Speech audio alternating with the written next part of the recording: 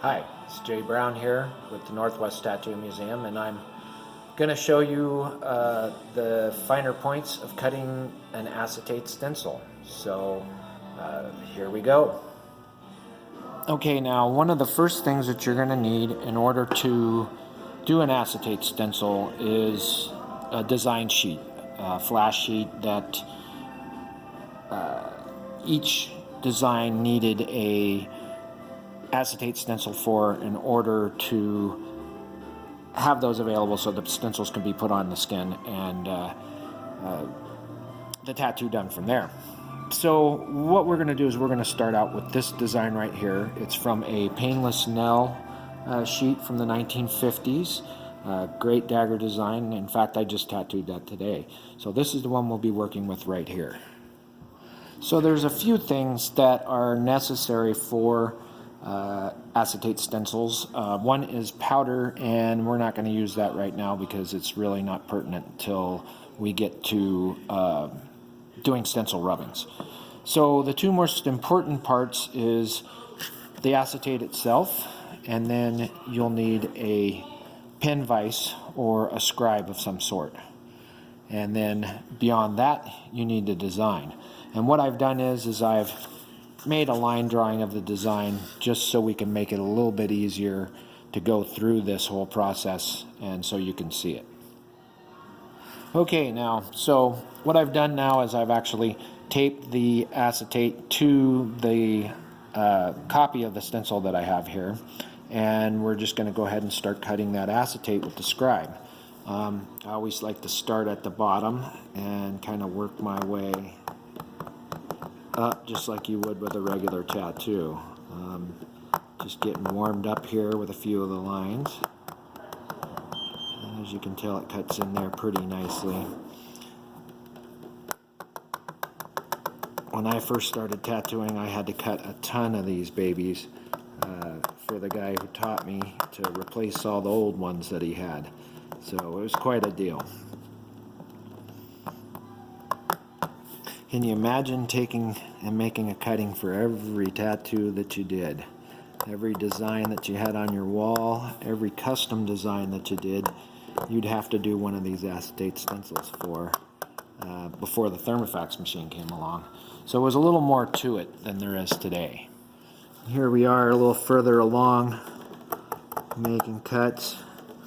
There were some guys back in the day that would just cut the most beautiful stencils, and I have some in my collection that are just absolutely gorgeous.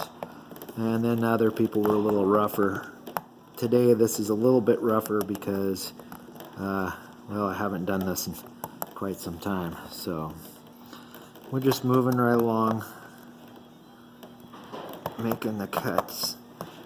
And just like tattooing, some of the things, circles and straight lines are the hardest to do. My scribe got stuck there a little bit. And we're just moving right along here.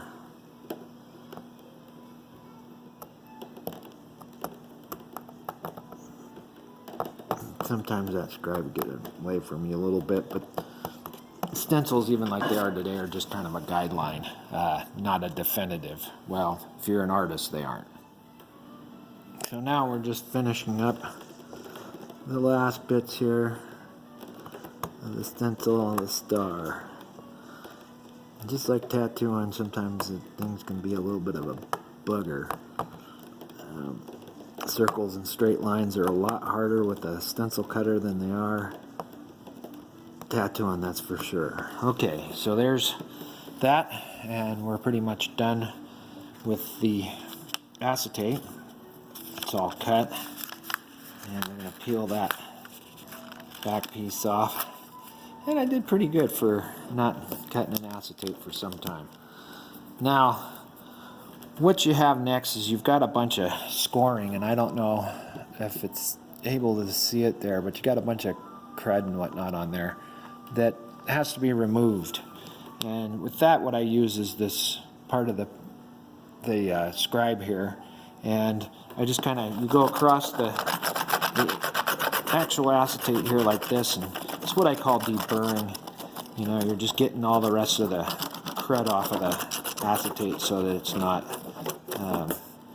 It's not all gouged and grooved in. So there we have it. That's how you cut an acetate stencil. Like I said, these had to be done for each design on every tattoo sheet back in the day when acetate was being used. If you wanted something like an eagle to face in the right direction, well, that eagle had to be cut in both sides or in both directions, because that's what gave you the ability to keep that eagle facing forward depending on the body part that it was. Some guys got really smart, and what they did is they flipped their cuts over, and then they would recut them on the back side. So it would just be a double cut is what it would be. And sometimes that was the smartest thing that you could do, is recut the back side of the stencil. So it could be flipped over. And this dagger is not a very good example of something that would have been done like that. So anyways, so there's that. And the next bit here, I'm going to go ahead and show some acetate stencils that we have in the collection real quick, and then move on to the next part, which will be stencil rubbings.